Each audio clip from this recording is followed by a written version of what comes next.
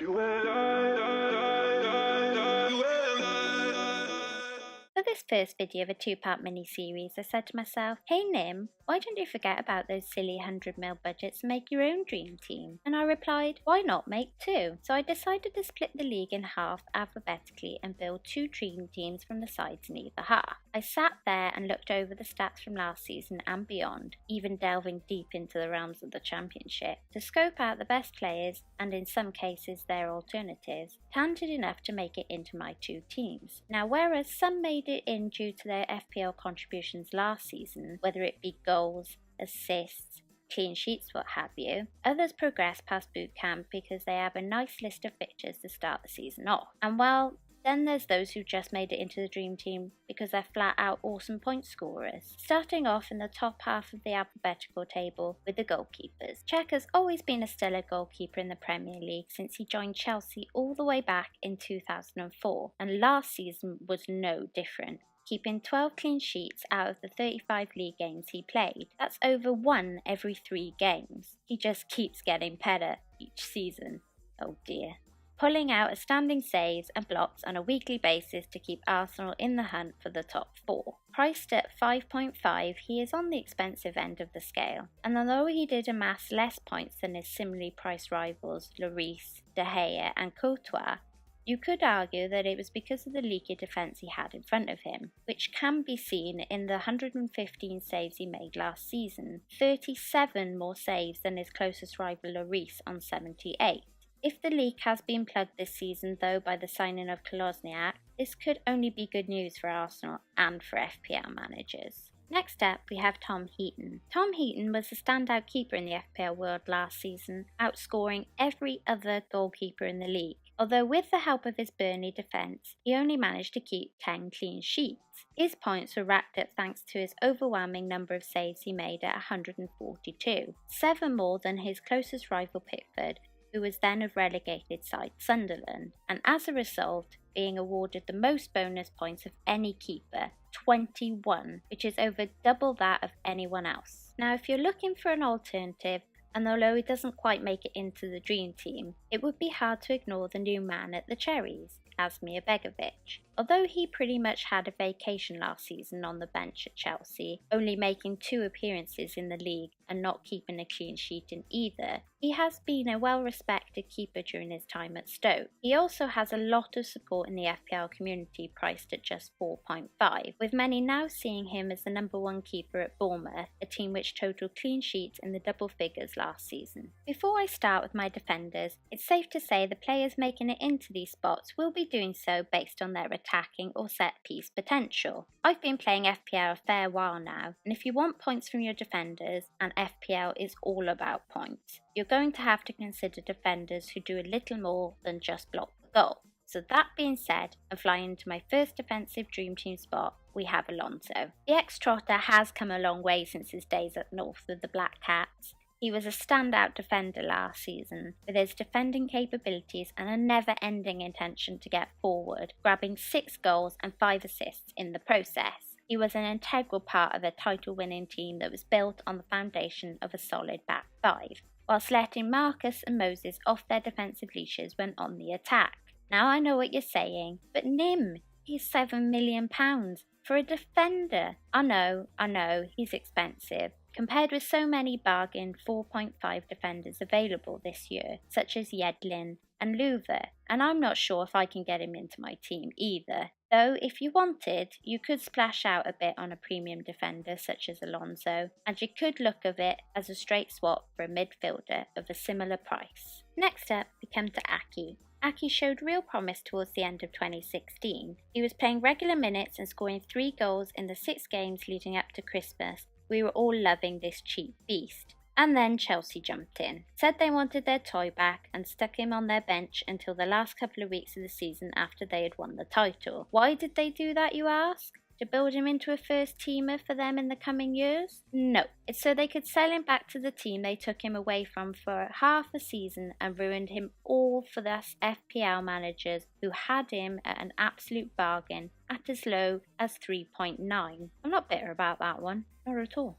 You'd have to pay a pricey $5 million in comparison if you want him in this season, but with his attacking threat, he could be worth it. And then we come to Bainesy. As one of the first names that appears in the discussion about possible defenders for your FPL team every season, Baines again is appealing prospect. Though pricey at $6 million, he is, at least for the moment, the designated penalty kick taker and man for the set pieces, unless that changes based on Rooney's arrival, of course. Leighton is a goal threat in every game he plays, as last season's tally of 2 goals and 5 assists can attest to. At $6 million, he's not cheap, and his run of games don't start off amazingly, so handle this one with care. As an alternative, I've been a big fan of Jagielka, Jaggers as I call him. Jaggers carries just as much weight with his 3 goals and 3 assists of last season, but with Keane in the wings, we'll have to see which way Coman goes.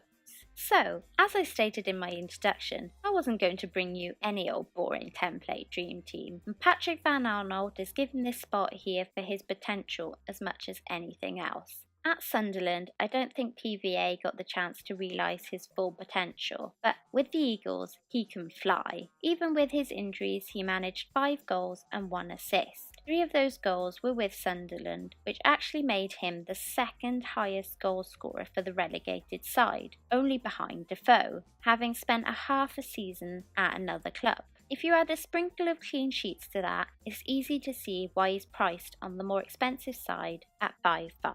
Taking the last of our defender spots is Tommy Smith for Huddersfield. Tommy Smith is an unknown in the Premier League and an FPL debutant as a result. Like a number of fellow Terriers, last season was an exceptional one for the right back, who delivered 8 assists for his teammates to score, as well as notching up 4 goals of his own. As the captain of the side, Smith is almost a certainty to play every game. Only an injury or suspension would potentially restrict the game time of the former Man City trainee, and is well on his way to notching up 150 appearances for his club.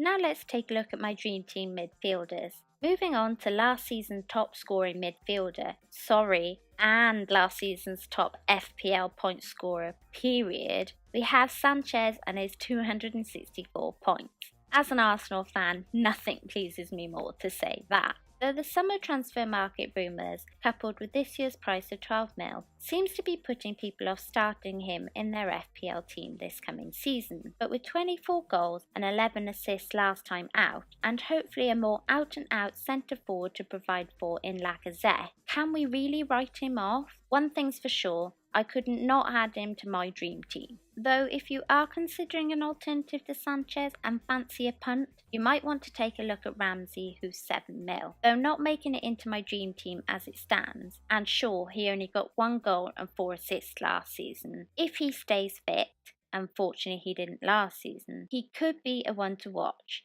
He's been looking encouraging in pre-season. Now it goes without saying that Hazard makes it into my dream team. When Hazard is fit and playing the right way, not arguing with his manager that is, he has the potential for many, many points, as proven in the 13-14 season, the 14-15 season, and again in the 16-17 season. Though he is a big fat red at the moment, and with that 10.5 mil price tag, we will all be on the injury updates to see when this point magnet is set to return. But until then, we focus our attentions elsewhere in the Chelsea team, and people seem quite keen on Willian, though it seems to be a Willian or Fabregas debate.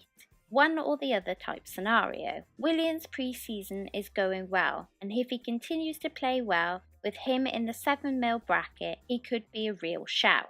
Though that 7 mil does allow for leeway if he doesn't end up nailed on. Both costing 6 mil, Ince of Huddersfield or Knockup from Brighton for this spot was a tough call, especially having seen neither of them in action. Although Ince does have previous Premier League experience with Palace and Hull, he only managed to feature in 15 games between them, grabbing the solitary goal and an assist in that time. So Knockout made it in only by his stats based on last season. The difference being Ince got 14 goals and 2 assists, and Knockout getting 15 goals and 8 assists. This was a more ones to watch pick for the Dream Teamers, rather than an all-time greatest pick. So here I go again with another Palace player. Well, it does help that I picked from a range of teams from the top half of the table alphabetically. This time it's a midfielder in the shape of Zaha. But just as with Ince and Nokia, I think it's fair to place Zaha in as a one to watch. He bagged himself 7 goals and 2 assists last season, and I think there's not many who would argue his potential. But at 7 mil, he's an expensive way into the Palace team, and if you're not a die-hard fan of his, or a Palace fan that is, we'll need to consider someone else. And so FPL's differential secret is out, in the shape of Milivojevic. Playing in a mostly defensive role last season, Milo as I call him, has gone under the radar, but pre-season shows this player has a lot more to give. Think of him as a Milner if you must, a defensive goal threat that is, but he can't half take some wicked set pieces and has been on penalty duty. Not bad for a great run of games and a healthy price tag of 5 mil. Last but no means least, in midfield we have Coutinho at 9 mil. He makes it in over the likes of Mane, who's 9.5 mil, purely for his higher points haul last season of 171. This by no means is me saying buy Coutinho over Mane, as Mane did miss out because of injury and because of his African Cup travels last season. He didn't get the chance to amass as many points in the Premier League as Coutinho did. And we also have to factor in the newcomer Salah, who also seems to be loving life with the Reds. So Coutinho makes it in as we stand, though keep watch on these Liverpool mids. Or then again, you could avoid them completely, like the FPL winner Ben Crabtree did last season. Though I don't think I'm that brave. Of course, Barcelona might buy Coutinho, but if they did, you could easily buy one of the other Liverpool mids instead. And before we move away from Liverpool, and I think I may have gone a little bonkers here, I'm going to place Firmino in as one of my dream team forwards. Sure, he is not proven in this position yet, though pre-season signs look good, which at the time of this video has seen him grab 2 goals and 4 assists. He was top of some of my other third place striker picks at 8.5 mil. I would like to think he'll gain a little more than his 11 goals and 11 assists of last season in this new position. My second forward spot goes to Defoe. Oh, hang on, wait. Maybe Kingy. With only 0.5 mil between them and incredibly close stats from last season, that's 15 goals and 3 assists from Defoe and 16 goals and 3 assists for Kingy. There is only one goal that sets these two apart. Work together and stay fit. It could be deadly not having one of these in your team. So if you're considering a 7-8 mil third striker and Firmino doesn't do it for you, consider one of these two instead. Although both Kingy and Defoe have great arguments for making it into my dream team following their bumper previous season, I think Kingy is currently a yellow. So taking that into account and the fact the Cherries have a nice start to the season with West Brom and Watford, I'll give the spot to Defoe. Finally, I went with Benteke in my last striker spot. As I speak, 90% of FPL managers haven't. And my third Palace player. People will be talking if I keep this up. Benteke only makes it into this spot for his initial run of games and proven record over some of the other strikers in the top half of this alphabetical table. Benteke is 8 mil and he scored 15 goals and 5 assists last season. Word of caution, he hasn't done a whole lot in pre-season, if we can use that as a gauge for all things main season, which I'm not sure we can. But with others like Rooney now at Everton, who didn't have a great season due to him being sidelined to the likes of Ibra, and so doesn't have the stats of Benteke, and the risk of a Vardy party, I'm not sure if he'll still be in this position come the season's end, and whether he'll make it into a future dream team of mine. And there you have it, a somewhat different dream team analysis of the top half of the alphabetical league table. Keep your eyes peeled for the second half of the series where I look at the bottom half of the alphabetical table, including some of the big hitters like the Manchester sides, Tottenham and Chelsea. I hope this vid has helped you with some player choices, if only just not to get them in. Let me know in the comments section below. As always, don't forget to like, contribute, subscribe and do all those fabulous things. Nymphia out.